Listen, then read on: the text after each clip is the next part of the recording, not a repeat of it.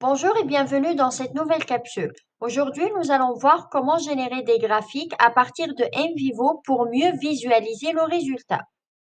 Alors, pour y faire, sélectionnez le fichier que vous souhaitez explorer, par exemple le premier fichier.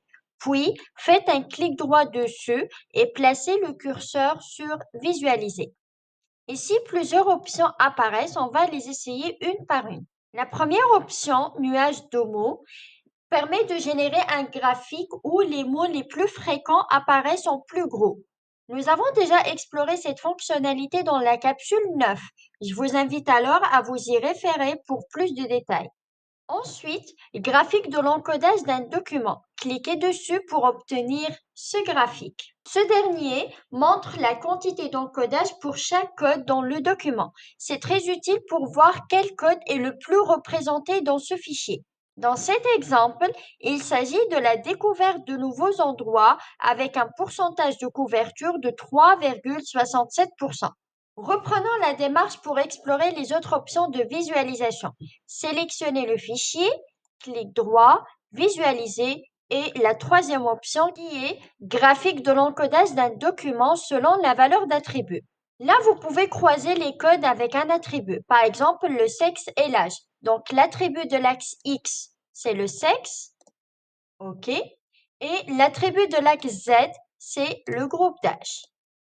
OK et OK. Cela permet de voir comment les différents groupes ont été encodés sur un même fichier, mais comme les réponses fournies dans le premier document concernent une seule participante, le graphique n'affiche que les caractéristiques de cette personne, à savoir une femme âgée de 25 à 34 ans. L'option suivante, diagramme hiérarchique des codes encodant cet élément. Pour cette option, NVivo construit un diagramme où chaque rectangle représente un code qui a été utilisé pour encoder le fichier sélectionné.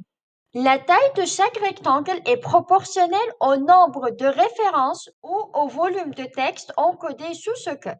Par exemple, le gros rectangle en haut correspond au thème expérience virtuelle qui contient plusieurs sous-thèmes comme le réalisme de l'environnement virtuel, l'immersion et le sentiment de présence dans l'environnement virtuel. À droite, nous retrouvons d'autres thèmes comme le réalisme des images mentales, la clarté des images mentales, la joie et l'excitation. Et en bas à gauche, on retrouve aussi la découverte de nouveaux endroits qui est aussi important visuellement car le rectangle est assez grand. Ce type de diagramme permet d'avoir une vue d'ensemble rapide sur quel thème est le plus riche. Ça permet aussi de comparer visuellement l'importance relative entre différents codes. Donc, plus le rectangle est grand, plus le code contient de références, c'est-à-dire de segments de texte encodés. Les couleurs utilisées aident à distinguer les familles de codes. Enfin, en passant la souris sur un rectangle, comme ici par exemple l'immersion, vous pouvez voir un résumé rapide, références d'encodage et éléments encodés.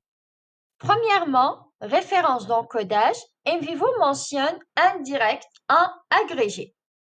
Indirect, c'est-à-dire vous avez directement encodé un passage sous le code nommé immersion. Donc, référence d'encodage direct correspond à l'encodage qui a été fait directement sous le code en question. Et dans notre exemple, on a sélectionné un texte et on l'a assigné directement à l'immersion sans passer par un sous-code. Puis, un agrégé signifie les encodages directs et ce fait dans les sous-codes si jamais votre code avait des sous-codes. Dans ce cas, comme il n'y a qu'un seul encodage et pas de sous-code, le nombre direct et agrégé est le même. Deuxièmement, éléments encodés, un direct et un agrégé.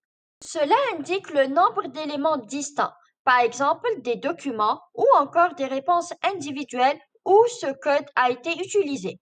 Dans notre exemple, nous avons un élément direct, c'est-à-dire le code nommé immersion a été appliqué à un élément spécifique qui est le fichier sélectionné. Pour les éléments encodés agrégés, c'est la même logique que pour les références. Si votre code avait des sous-codes, NVivo compterait tous les éléments encodés dans le code parent et dans ses enfants. En tout, pour faire la différence, les références encodées sont toutes les fois où vous avez encodé un extrait ou un mot avec un code donné. Par exemple, dans le premier document, vous codez deux extraits différents, ce qui correspond à deux références. Tandis que dans un deuxième document, vous codez un extrait, ce qui correspond à une référence supplémentaire. Alors que les éléments encodés indiquent dans combien d'éléments distincts vous avez utilisé ce code. Par exemple, dans le premier document, vous avez codé deux extraits différents, ce qui représente deux références, mais un seul élément encodé.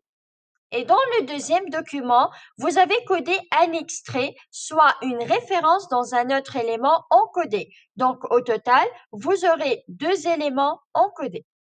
Passons maintenant à un autre type de visualisation, à savoir explorer le diagramme. Ce schéma montre le fichier sélectionné au centre qui est en jaune, ainsi que tous les codes qui sont liés à ce fichier autour. Chaque flèche indique qu'un extrait de l'entretien a été encodé avec un de ces codes. Par exemple, on voit que dans cet entretien, des extraits ont été codés dans immersion, excitation, la joie, le sentiment de présence, etc. Ce type de visualisation permet de voir rapidement quels sont les thèmes principaux abordés dans un document. Vous remarquerez aussi une autre icône, celle du cartable, qui correspond ici au cas. Donc, dans ce schéma, on voit non seulement que l'entretien est lié à plusieurs codes, mais aussi qu'il est relié à un cas individuel. Enfin, la dernière option qui est comparer avec. Cette option permet de comparer le fichier sélectionné qui est le premier avec un autre. Par exemple, je sélectionne le fichier 2 et OK. Le graphique obtenu met en avant les différences et les ressemblances d'encodage entre les deux fichiers. Par exemple, ici on observe que les deux fichiers partagent certains codes en commun comme l'immersion, le réalisme de l'environnement virtuel et le sentiment de présence dans l'environnement virtuel. Cela signifie que dans les deux documents, il y a eu des extraits encodés sous ces mêmes thématiques.